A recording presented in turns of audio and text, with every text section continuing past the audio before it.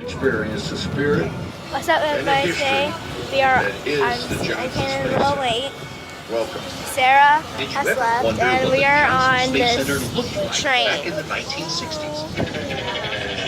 Before the center was built, it was a pasture for cattle. You'll notice some longhorn cattle to your left as we enter the JSC grounds. This area is now used as an educational opportunity for students learning about agriculture and farming. We choose to go to the moon and discontinue and do the other things, not because they are easy, but because they are hard. John F. Kennedy gave this rousing speech at Houston's own Rice University in 1961. Rice provided 1,000 acres for the new NASA Center, land that had been donated to the university by Humble Oil Company, now ExxonMobil. Additional land, just over 600 acres along what is now NASA Parkway, was bought for $1.4 million. JSC was built to look like a college campus, to encourage a spirit of collaboration and innovation, a tradition that continues today. We're now approaching Rocket Park. We'll take a closer look at the rockets on the way back. Why do we willingly take the risks and make the economic investment to fly in space? Astronaut Katie Coleman offers some answers. Humans have always had a basic, inborn need to learn, to understand, and to explore. Now, we look to space, beyond our Earth, to other worlds, and maybe eventually to other star systems. If we follow our need to learn and discover, and if we continue to provide the inspiration, motivation, and opportunities that space exploration offers the world's youth, our advances during the coming 500 years could surpass those of the past 500 many times over.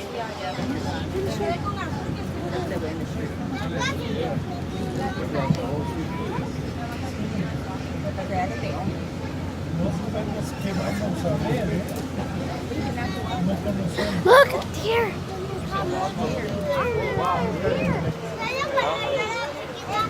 Ahead on your right is Building 17, home of Orion, flagship of our nation's next-generation space fleet. Astronauts will ride Orion far beyond low Earth orbit on deep space missions to asteroids and to Mars. The Orion Project Office is leading this historic development effort from here in Houston, making the Johnson Space Center responsible for the Orion crew module, crew training, and mock-up facilities, as well as mission control. This building also houses the Space Food Systems Laboratory, where food scientists develop and process food for spaceflights.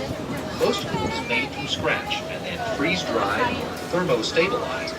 Since there is no cold storage for food on the station, these scientists have developed more than 100 foods that meet nutrition and palatability requirements and can be stored up to 3 years at room temperature. Celebrity chefs, including Emeril Lagasse and Rachel Ray, have worked with the Space Food Systems Laboratory to contribute recipes to spice up astronaut meals.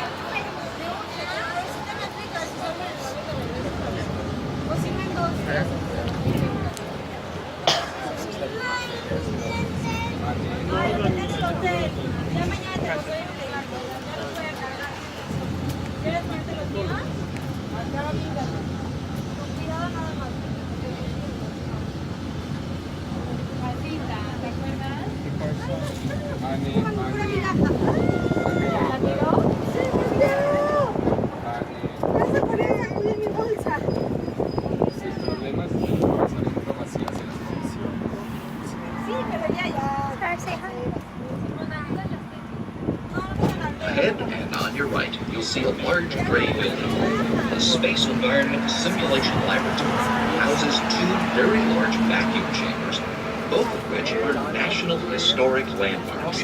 The larger chamber, Chamber A, is used to test spacecraft. Chamber B is used to test spacesuits. Next to that building, you'll see some large gas storage tanks, which hold liquid nitrogen kept at 320 degrees below zero. The nitrogen is pumped into a vacuum chamber and used to simulate the cold, harsh atmosphere of space, so engineers can test the tolerance of spacecraft and equipment. International Space Station astronaut Sonny Williams knew the chill of space firsthand. While Living aboard the space station, she performed 7 spacewalks. On my first spacewalk, we were required to work on solar array on the very top of the space station. We were there actually for an entire night pass. Initially I was cold, but by the end of the 45 minutes, I was really cold. Probably the coldest I've ever been in my entire life. Space is also completely silent because sound waves don't carry in a vacuum. Or do they?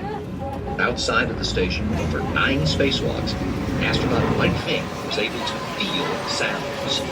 Sound will not travel through the vacuum of space, but if you're holding on to something that's being manipulated, sound will travel through your suit and you can hear it. For instance, every time we use our electric drill driver, we can feel the vibrations through our suit as sound. And every time we would make an electrical or fluid connection, we could actually hear the click. Only if we were actually touching things could we hear.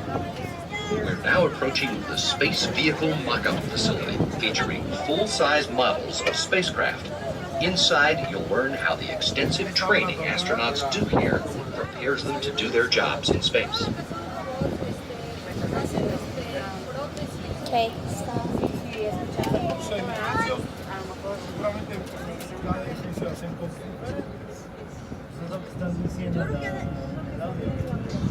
Okay, stop.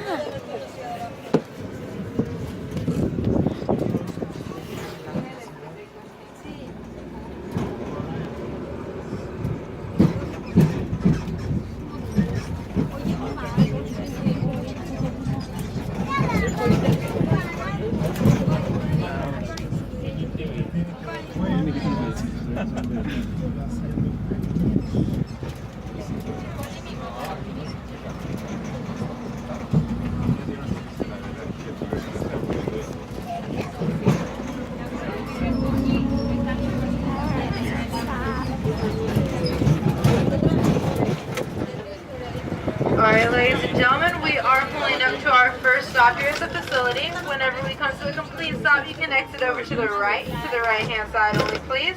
Make sure we are looking at the blue and white road letters because we'll go back to our same exact seat after this stop. We also want to make sure we're waiting for me to get to the front of the group before you go all the way inside. I'll be leading you in there.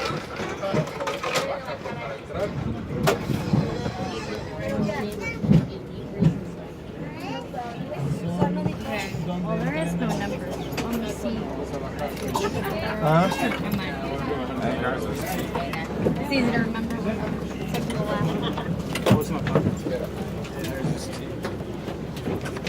Wait for keys. Yes, perfecto.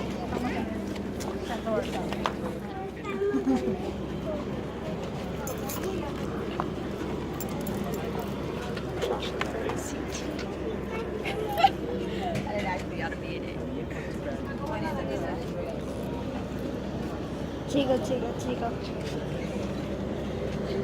Daddy, I just jiggled the bush.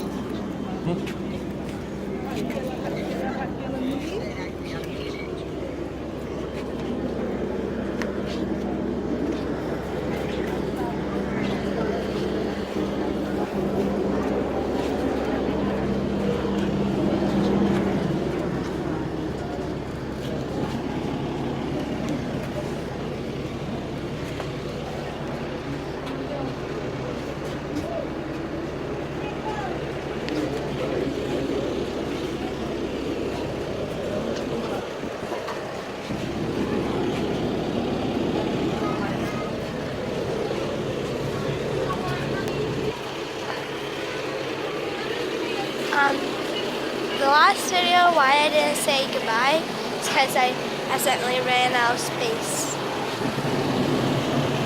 I got clear space, everything.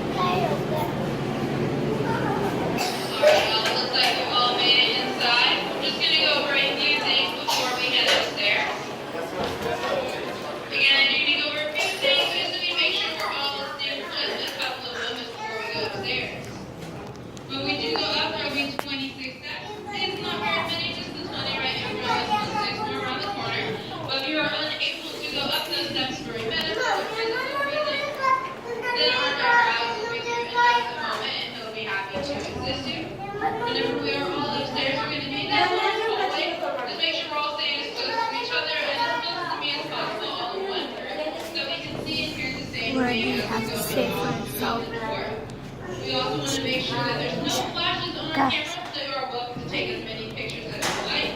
Make sure our cell phones are silent and that we're keeping our voices down as a courtesy to the guests all around us to make sure everyone can hear. Okay, I can't talk, so you might not hear my voice.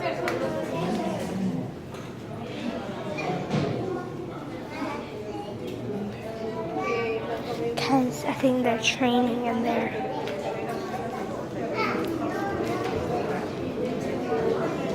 I think they're training in there, so you have to be quiet. There's like a space.